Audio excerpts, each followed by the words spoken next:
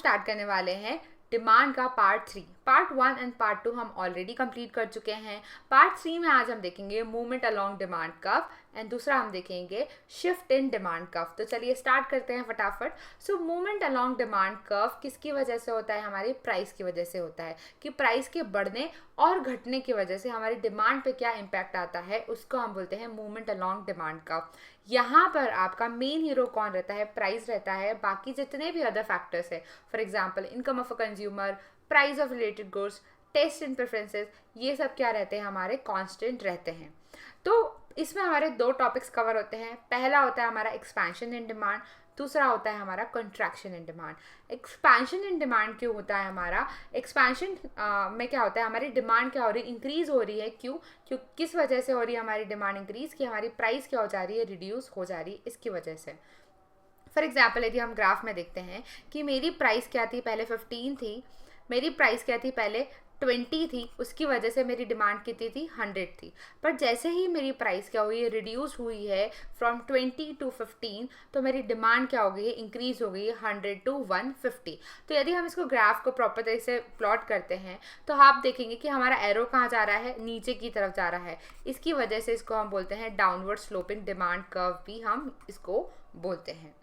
Next होता है हमारा contraction in demand. Contraction in demand क्यों होता है? कि जब हमारी प्राइस बढ़ जाती है उसकी वजह से हमारी डिमांड क्या हो जाती है? रिड्यूस हो जाती है। उसको हम क्या बोलते हैं? Contraction in demand. For example जैसे कि आप देखेंगे कि पहले मेरी प्राइस कितनी थी? 20 थी। अब कितनी हो चुकी है? 25। तो मेरी प्राइस क्या हो गई है? इंक्रीज होने के कारण डिमांड क्या हो चुकी है? मेरी रिड्यूस हो चुकी है। उसको मैं क्या बोलूँगी? Contraction in demand. जिसमें आप देखेंगे कि हमारा जो एरो क्या जा रहा है? अपवर्ड जा रहा है। अपवर्ड मतलब कि मेरी प्राइस बढ़ने के कारण मेरी जो डिमांड है वो क्या हो रही है? रिड्यूस हो रही है। इसको हम बोलते हैं upward sloping demand curve. Demand curve. तो होप आपको ये क्लियर समझ में आ गया होगा कि एक्सपेंशन क्या होता है। एक्सपेंशन तब होता है कि जब आपकी प्राइस घटती है तो डिमांड बढ़ जाती है। कंट्रैक्शन तब होता है कि आपकी डिमांड क्या हो रही है? घट रही है। क्योंकि आपकी प्राइस क्या हो रही है? बढ़ रही है, इसकी वजह से। नेक्स्ट आता है हमारा shift in demand curve. Shift in demand curve क्यों होता है? क्योंकि हमारी जब इनकम ऑफ अ कंज्यूमर या फिर प्राइस ऑफ रिलेटेड गुड्स की वजह से हमारा क्या होता है? शिफ्ट इन डिमांड कर्व होता है, राइटवर्ड और लेफ्टवर्ड।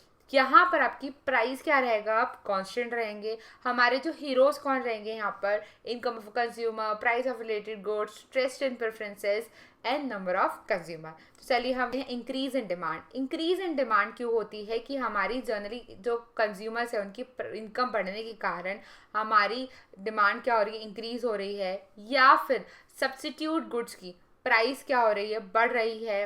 या कॉम्प्लीमेंट्री गुड्स की प्राइस क्या हो रही है? रिड्यूस हो रही है। नंबर ऑफ कंज्यूमर बढ़ रहे हैं। टेस्ट एंड प्रेफरेंसेस चेंज हो रहे हैं पॉजिटिव वे में।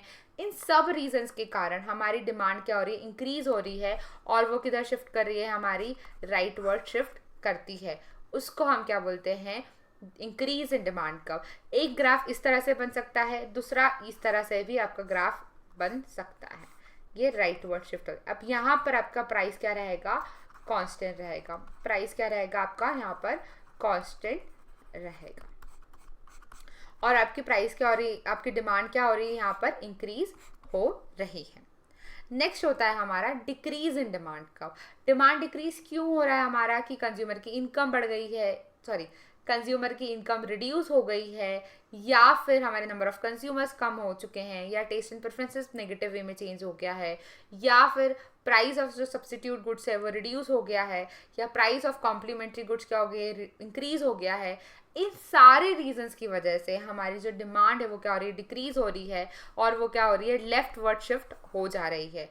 जैसे कि अब यहाँ पर मैंने बताया था कि प्राइस क्या रहेगी? कांस्टेंट रहेगी। और मेरी डिमांड क्या हो रही है?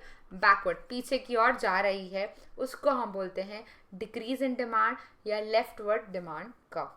अब इसको हम वन बाय वन देखते हैं कि किस तरह से अलग अलग फैक्टर्स के कारण किस तरह से डिमांड बढ़ती है, घटती है, और ये जो टॉपिक्स है वो आपको एग्जाम में ना बच्चा, एग्जाम में ना बहुत तरीके से क्वेश्चंस 3 मार्क्स में और 4 मार्क्स के ऐसे क्वेश्चंस पूछते हैं।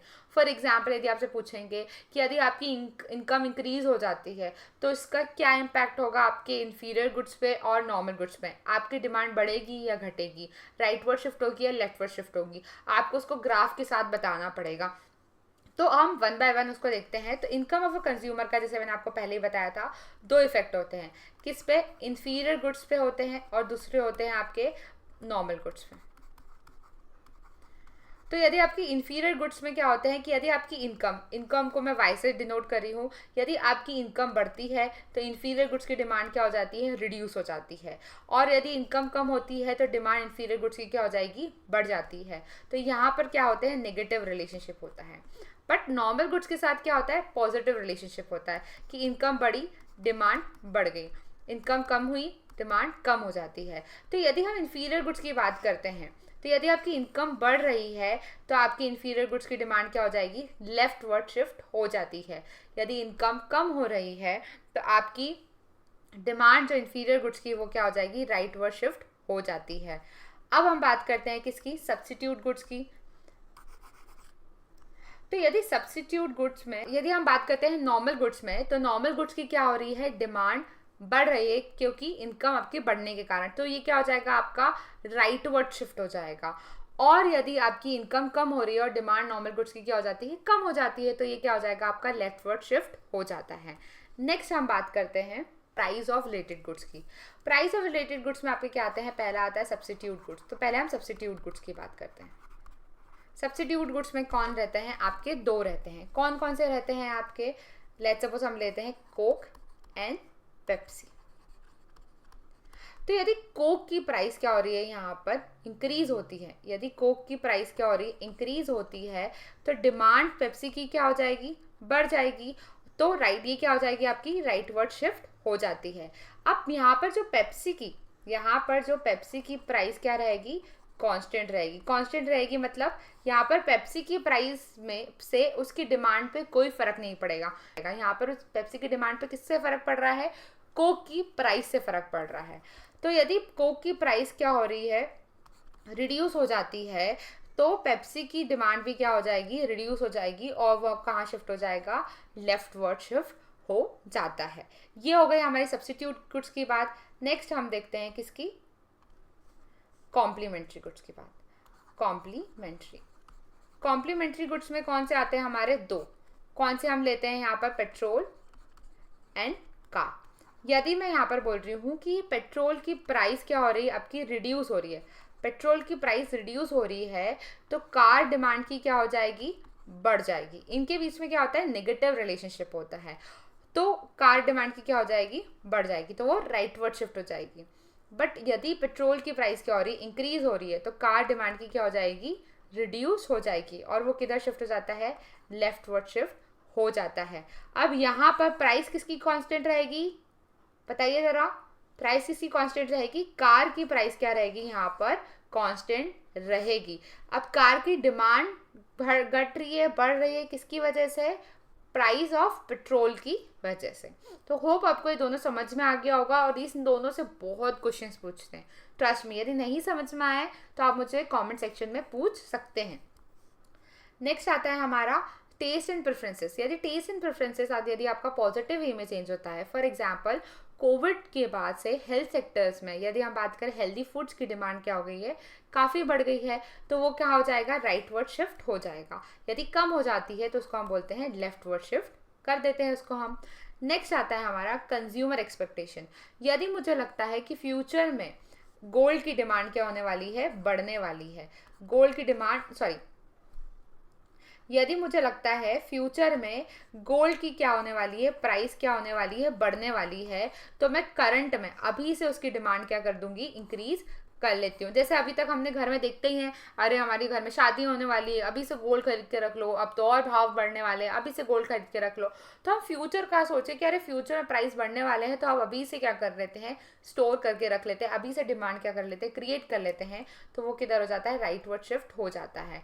अब लेफ्ट वर्ड शिफ्ट कब होता है, कि हमें लगेगा कि नहीं फ्यूचर में जाके क्या होगी, प्राइस कम होगी, तो हम फ्यूचर में ही ले लेंगे। तो इसकी वजह से अभी गोल्ड की डिमांड क्या हो जाएगी, आपकी कम हो जाती है।